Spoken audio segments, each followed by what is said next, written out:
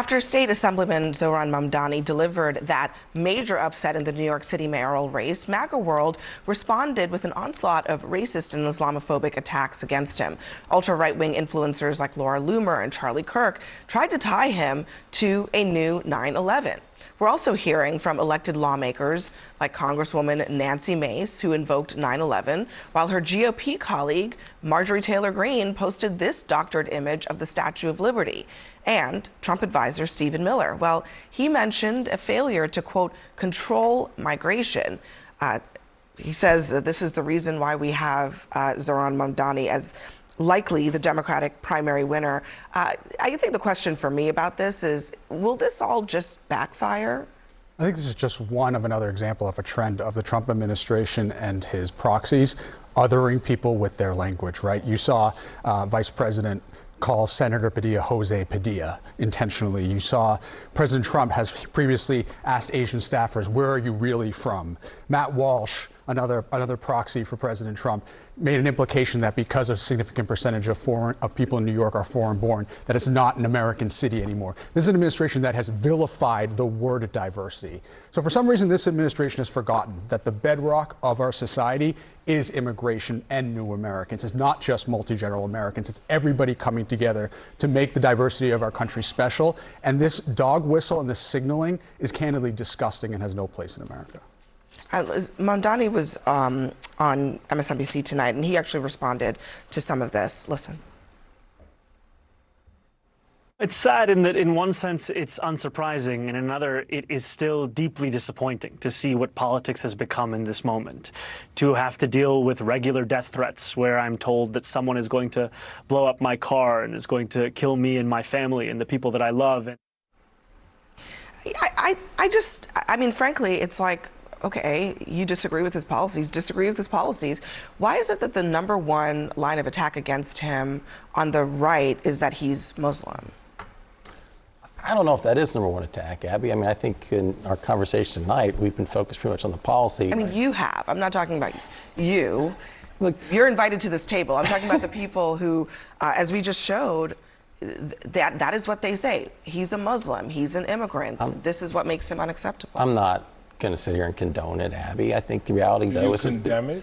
Yeah, sure. But I think there's performative artists on both sides, in both sides of politics today, and as intolerable as some of the rhetoric is, the reality is that the last two assassination attempts on Donald Trump were from leftists. Assassination attempt on Brett Kavanaugh is from leftists. So we condemn the rhetoric on the right, but it seems like it's always focused on the right and actually not focused on the actions on the left. Yo, 2 elected officials in Minnesota were killed. They were Democrats. That wasn't an assassination attempt. They were killed. They were killed. And Hold on, let me finish. There's a question about the motive of the person who did it. These were 2 Democratic elected officials in Minnesota who were killed. The Tree of Life synagogue shooting, killed. Christchurch, New Zealand, slaughtered. AME Church in South Carolina. On and on and on. Catholic.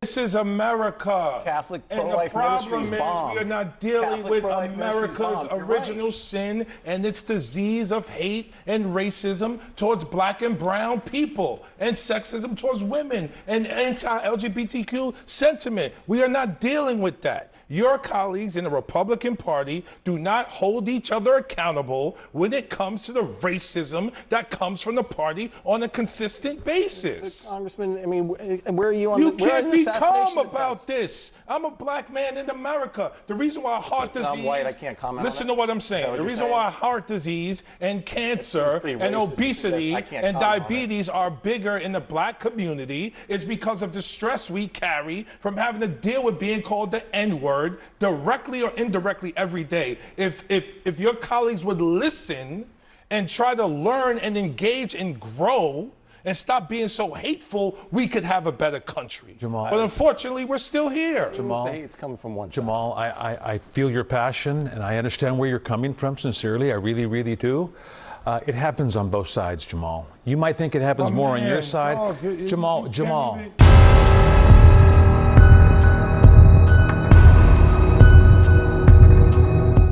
Rodney King, Abner Louima, Eric Gardner, Trayvon Martin, black cops in Memphis. It's not the same. And I don't want to qualify or quantify pain. That's not what I'm talking about. Everyone goes through pain.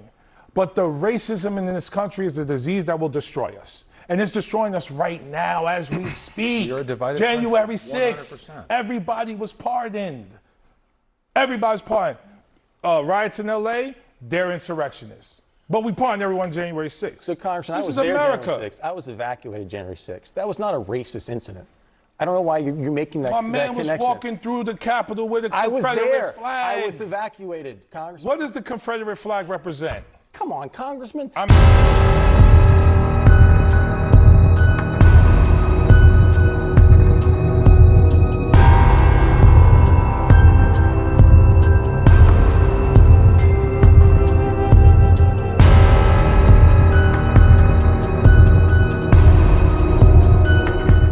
Google black lynchings in the South and watch the images that come up with black people hanging from trees and white people looking and eating sandwiches. This is America. Are we going to deal with it or not?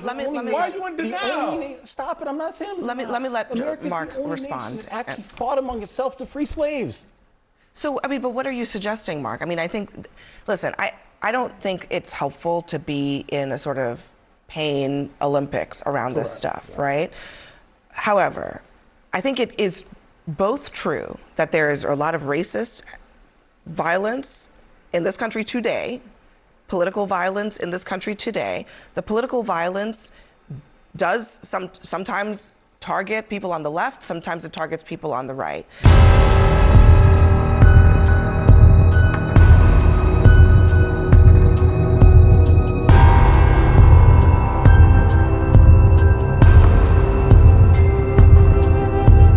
My point is that it seems like we can constantly focus on the rhetoric on the right when there have been significant actions of assassination attempts against I mean, I heard you say that, but I think his point was, you're saying that it's about rhetoric on the right. He is saying that there has actually been violence on the right, and you cannot minimize it to just rhetoric when we've seen the violence. That's the point that he's trying I think we need to hold elected officials and people in public office to a different standard, right? They have a bigger bully pulpit.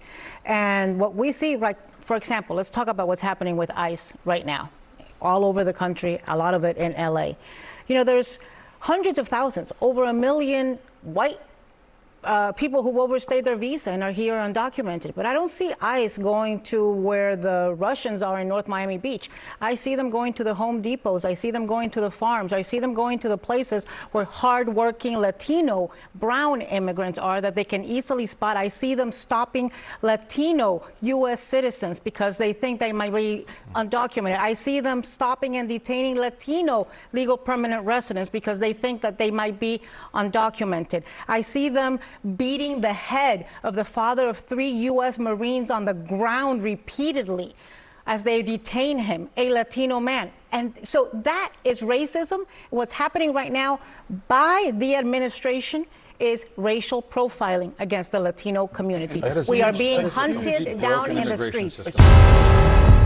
New here at 6, a father of 3 U.S. Marine sons is at the center of a disturbing viral video that shows immigration agents punching and arresting him. He was taken into custody while working a landscaping job in Santa Ana. Eyewitness News reporter David Gonzalez spoke to one of his sons and has his reaction to the video that is getting so much attention. Give me your hand. I've never heard of my dad like that. Never heard him in pain. Multiple videos shared on social media show a Tustin man being punched by Border Patrol agents as they try to detain him in the middle of a busy intersection in Santa Ana. I felt a lot of anger. I was really mad, and then I was really sad as well. I just wish I could have been there to help him. Alejandro Barranco says his father, 48-year-old Narciso Barranco, is the man in the video.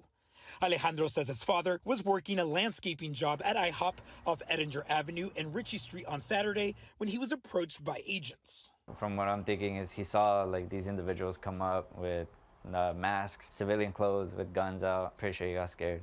What stands out the most out of that video for you? Just the way all like 3 or 4 guys, 200+ pound guys, had to hold him down. He's maybe 5'7", 150 pounds. I don't think it takes that much force. Alejandro was able to talk to his dad on the phone on Sunday, who is in ICE custody in Los Angeles. In a post to X on Monday, the Department of Homeland Security stated Barranco assaulted federal law enforcement with the weed whacker. DHS says while trying to detain him, Barranco swung the gardening tool directly at the agent's face and then raised it again at the agent in the intersection. All we can see in the videos are 2 moments where Barranco is seen running with the weed whacker. In one, an agent attempts to spray him. Moments later, another angle captures Barranco trying to open a car door before being tackled by another agent. In a statement, DHS says the agents took appropriate action and followed their training to use the minimum amount of force necessary to resolve the situation in a manner that prioritizes the safety of the public and our officers. Alejandro, a U.S. Marine Corps veteran, and his younger brothers, both active duty Marines, called the arrest of their father frustrating and inhumane. Both my parents always taught us to respect everyone, respect this country, thank this country, and then that led us to join the Marine Corps and kind of give back to the country and be thankful. And then I don't think it's right. Alejandro and his family are trying to stay positive throughout this whole thing. Alejandro plans to head to LA to hopefully see his father in person. A GoFundMe page has been set up to help Narciso during this time. Reporting in Santa Ana, David Gonzalez, ABC 7 Eyewitness News.